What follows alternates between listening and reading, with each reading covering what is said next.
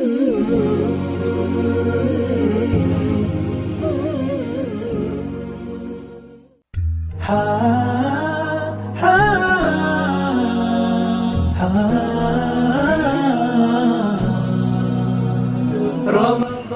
كريم كريم كريم شهر عظيم.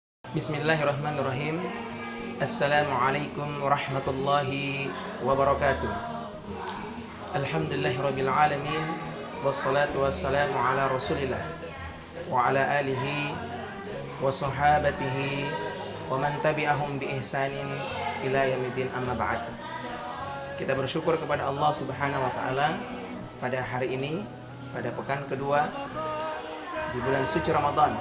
Allah Subhanahu wa taala masih memberikan kita kenikmatan dan kesehatan, sehingga alhamdulillah bulan suci Ramadan ini kita bisa melewati dari hari ke hari.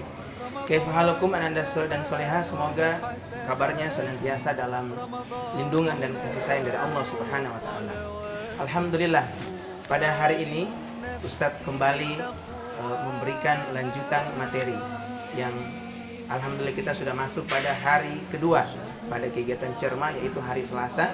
Dan pada hari pertama yang kemarin hari Senin, kita telah menerima materi tentang sahur. Dan insya Allah pada kesempatan ini materi yang Ustadz berikan adalah tentang berbuka puasa. Ya, kita tahu sendiri ananda dan soleha bahwa dalam puasa bulan suci Ramadan itu ada kegiatan sahur dan ada juga kegiatan berbuka puasa. Ya, tentunya berbuka puasa itu banyak sekali keutamaan. Ya, keutamaan yang akan diperoleh oleh orang-orang yang berpuasa kemudian dia berbuka puasa. Sebagaimana hadits qudsi, Allah Subhanahu wa taala berfirman, "Lis-shaim farhatan." Bagi orang yang berpuasa ada dua kebahagiaan. Farhatun 'inda fitrihi, kebahagiaan ketika dia berbuka puasa, wa farhatun 'inda liqa'i rabbih, dan ketika dia bertemu dengan Tuhannya. Ananda soleh dan soleha, hadis ini menunjukkan kepada kita bahwa orang yang berpuasa di bulan suci Ramadan kemudian dia berbuka puasa, ya, berbuka puasa, maka dia akan mendapatkan dua kebahagiaan. Kebahagiaan yang pertama yaitu ketika dia berbuka puasa. Ya, dari pagi kita menahan lapar, ya, ananda soleh dan soleha.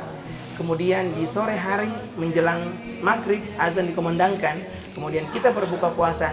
Disitulah letak kebahagiaan sebagai seorang yang berpuasa. Kemudian yang kedua, dia seperti berjumpa dengan Allah Subhanahu wa taala, melihat wajah Allah Subhanahu wa taala. Maka inilah kebahagiaan bagi orang yang berpuasa dan berbuka puasa. Ananda soleh dan soleha yang dimulakan oleh Allah Subhanahu wa taala. Pada kesempatan ini Ustadz akan menyebutkan tentang hal-hal apa saja yang perlu kita laksanakan, perlu kita kerjakan pada saat kita berbuka puasa. Sebagaimana anjuran Nabi yang pertama, kita dianjurkan untuk menyegerakan berbuka puasa. Ya, artinya menyegerakan tetapi harus sesuai dengan waktu yang telah ditentukan, ya. Misalnya ketika azan maghrib, nah disitulah kita harus berbuka puasa.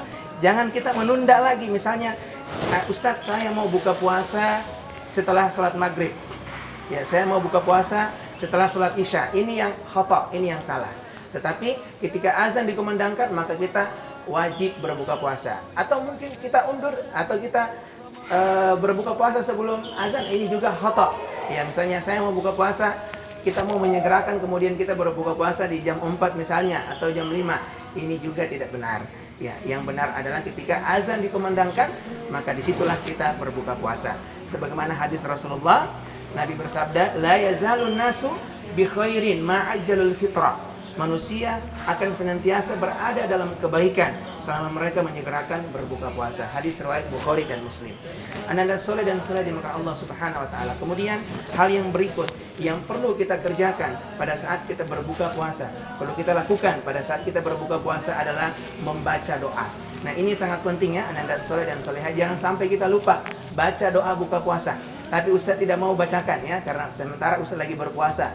Jangan sampai Ustadz bacakan doa buka puasa, Ustadz menelan air ludah, ya, maka Ustadz sudah batal puasanya. Jadi doa buka puasanya pasti sudah dihafal, ya. Kalau belum hafal, bisa bertanya sama ustazanya. Ya, bagaimana doa buka puasa yang sesuai dengan sunnah Rasulullah Shallallahu Alaihi Wasallam. Kemudian anda dan Allah Subhanahu Wa Taala, hal yang berikut yang perlu kita kerjakan, kita lakukan pada saat berbuka puasa adalah menyantap hidangan yang ringan. Ya, kita menyantap hidangan buka puasa yang ringan. Sebagaimana hadis Rasulullah, karena Rasulullah Shallallahu Alaihi Wasallam yuftiru ala rutobatin. Ya, Rasulullah SAW biasanya berbuka dengan rutob. Rutob itu adalah kurma basah. Qabla yusolli, sebelum beliau mengerjakan salat maghrib. Fa illam takun rutobatun fa ala tamaratin.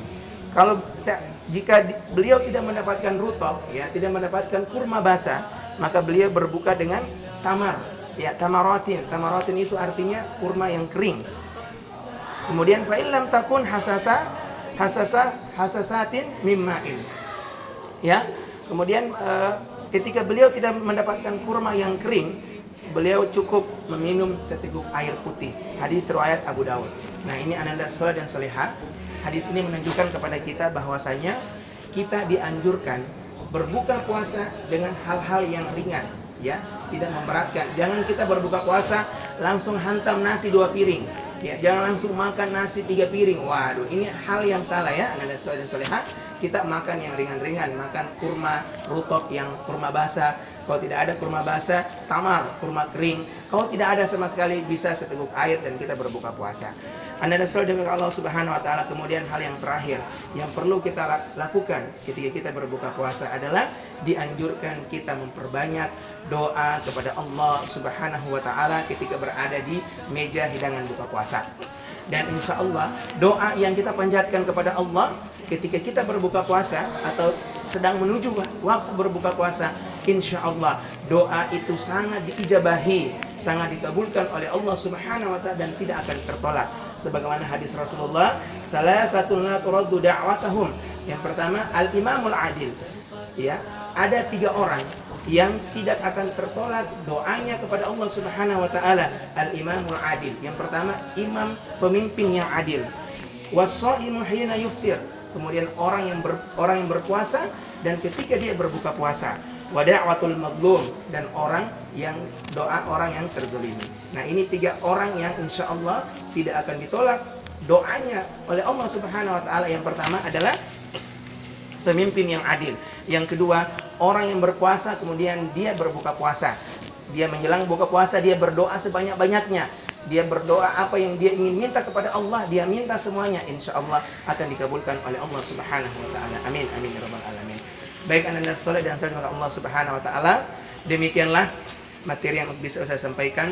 Semoga Allah Subhanahu Wa Taala memberikan kita semua kekuatan, kemudahan, keberkahan sehingga kita bisa menjalankan ibadah Ramadan ini sampai selesai. Amin, amin ya rabbal alamin. Barakallahu fikum. Subhanakallah bihamdik. Asyhadu an la ilaha illa anta. Astaghfiruka wa atubu ilaik. Thumma assalamu alaikum warahmatullahi wabarakatuh.